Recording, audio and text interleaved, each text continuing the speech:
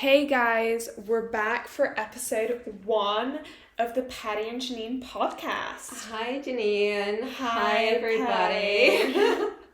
Okay, what are we talking about today? And I have a topic. You have a topic. I have a topic. I saw a bit of controversy online that I thought we'd like to discuss.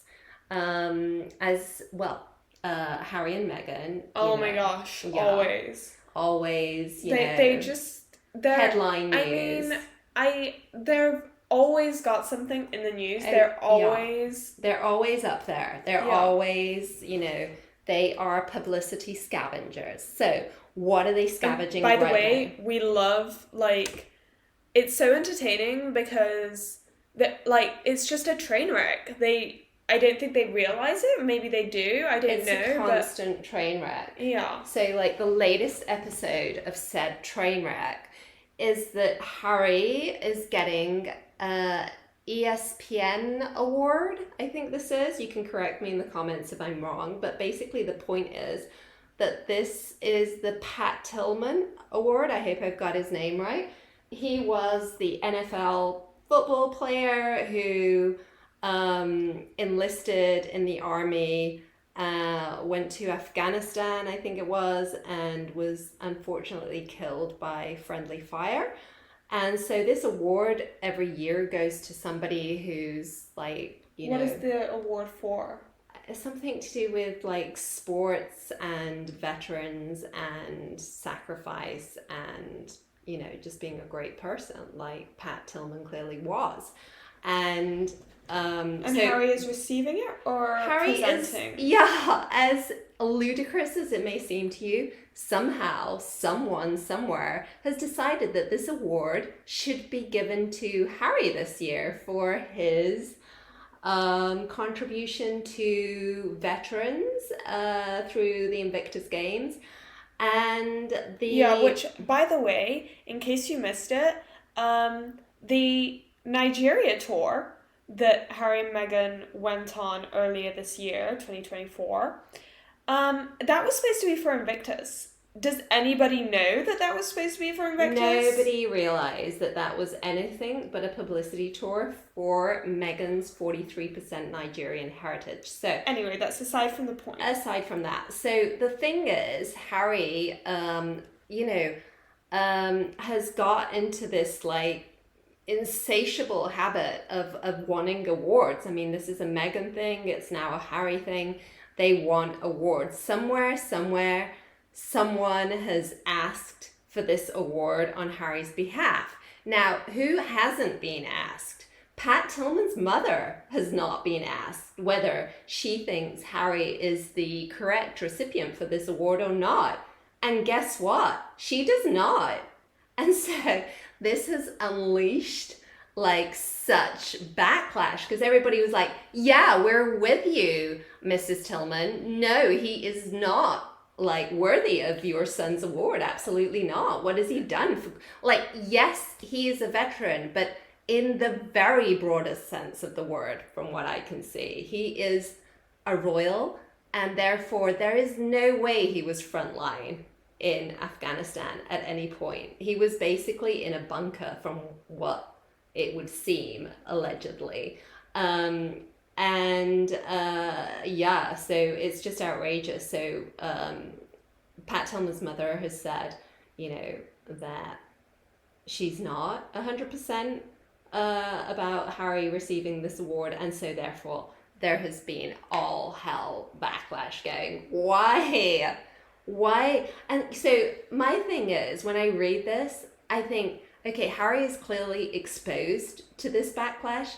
I mean, with what courage is he going to go to these awards and accept the award, the Pat Tillman award, when Pat Tillman's mother does not think him worthy of it? Nor does anybody else. So what, do you still just go and receive this award and just, I don't know, Harry, come on.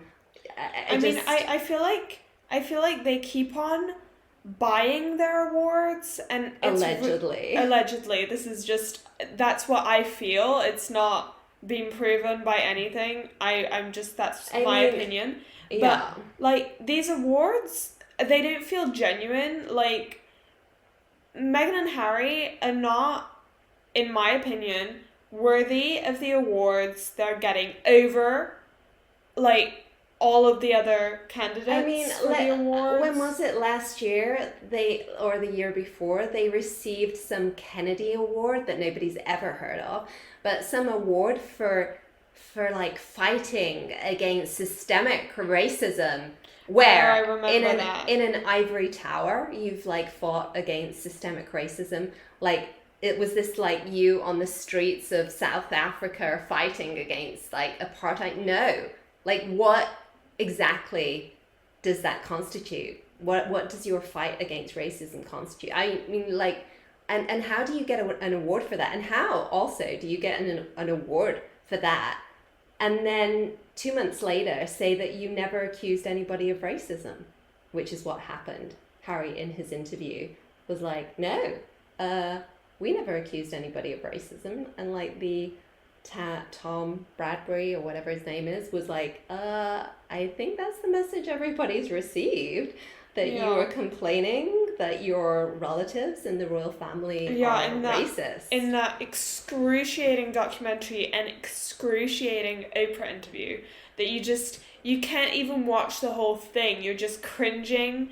You're like, you want to go and puke. It's just so fake. Like, just get a grip. It's, I mean, do you know what it reminds me of?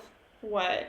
It reminds me, unfortunately, of J-Lo and her greatest love of all time. Oh my gosh. Like, Harry and Meghan, they are they want to present as like the greatest love of all time. Nobody has ever loved like us, or ever will again. And like all the hand holding, all the like looks that like they don't, that just make my stomach turn. Yeah, like there's nothing in your eyes. You're just looking at Harry. Harry is just looking at Meghan.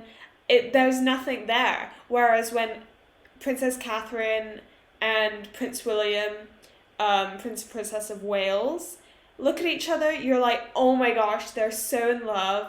They're so cute because they're like, clearly they've got nothing to prove. They don't care about proving to the world that they're in love. They're just like living their relationship, and it's like theirs. They're not like trying to shove it down our throats and be like, greatest love of all time.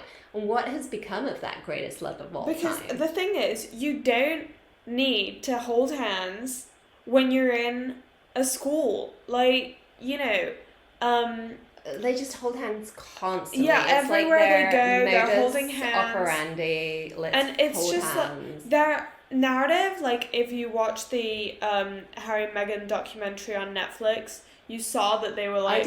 We're not recommending for anybody we're to not, waste. We're not any recommending time. it. Like, we wasted our time, which is like we're sharing our waste of time, but not. Like, promoting it in any way. Not if you want to, like, avoid severe nausea. Yeah. So just, like, spare yourself. But in that documentary, I think they were trying to... I can't remember it, so, like, I've tried to block it out. But I think the narrative was that Harry was protecting her, and it was, like... And, like, kind of... It was him... protecting Meghan from what? At like some award show or wherever they were when she was in that awful red dress. Like, these kind of... Like, what was that? I can't remember. It's like such a non-event. Or maybe it was an event and they just like took the limelight. I don't know. Well, nobody else was like dressed up at that event. I remember that. And then she comes in like this enormous dress, as if she's like some kind of like as if it were the Met Gala, and it wasn't. It was like some kind of like, you know, low key thing. And she arrives in this Carolina Herrera dress, like that red thing, and just unfortunately she just makes all clothes look awful. I mean, that dress just looked awful, and Carolina Herrera must have been, oh my god, just stop wearing my clothes immediately. Like, take that dress off right now. Like, this is gonna, like, you know, ruin my brand. Genuinely, I think, like, when she was part of the royal family, when she was, like, at the very start, before they started going off the rails, she had nice looks. She had stylists telling her what she could wear, what she couldn't wear. It was, like, curated. Like, her style was curated. Whereas now, like, it's just terrible. I mean, like, every single thing she wears is inappropriate. It's ill-fitting. It's like, yeah, like, in Nigeria, which was the, like, latest show of wreck. Like, fashion show for Meghan.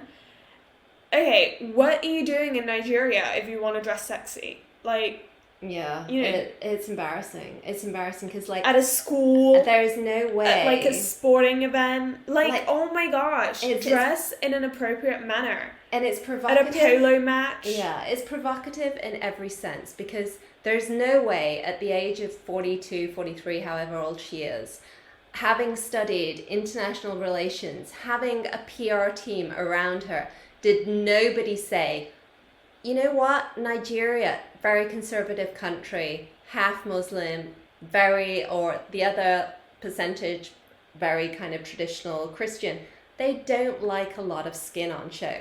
And it's like somebody told her that, and she's like, I'm going to show as much skin as I possibly can. Because, like, you know, she's, like, I've never seen so much skin. Like, we had a side boob, we had an under boob, we had, like, shoulders out the whole time, you know, legs. And then the one time you could say she tried to dress appropriately was when she wore that shirt and the blue sarong situ, like the skirt, so which wasn't supposed to be a skirt. Like, that was a gift that they gave her. Like, that was the gift she got the day before or something. I don't see any of the Nigerian women wearing a kind of sarong situation. They wear those, like, kind of, like, draped over their shoulders and stuff. I don't know. But, like, she looked an absolute mess is what she looked. I mean, like, the only dress that I could say, okay, it's not as bad is the yellow dress. Yeah.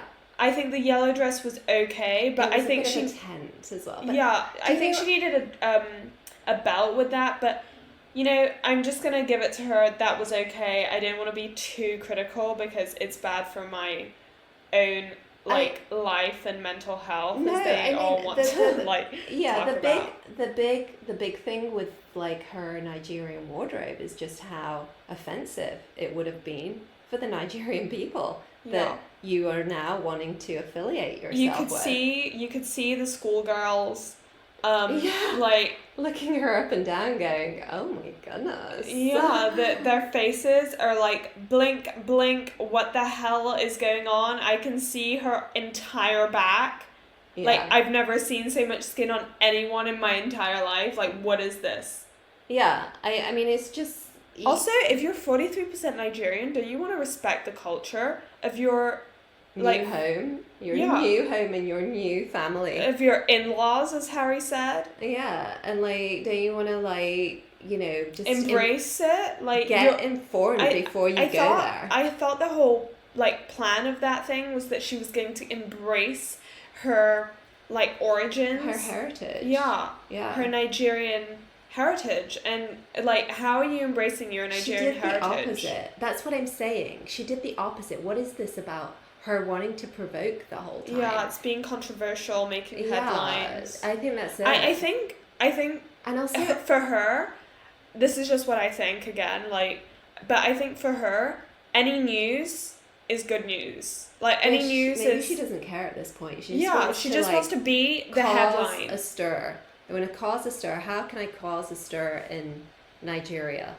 By showing as much skin as possible and just outraging the whole nation. Yeah. Okay, that's all we're gonna say about that. Please subscribe and we'll catch you next week. And share. Yeah. Share, guys. Yeah. Bye.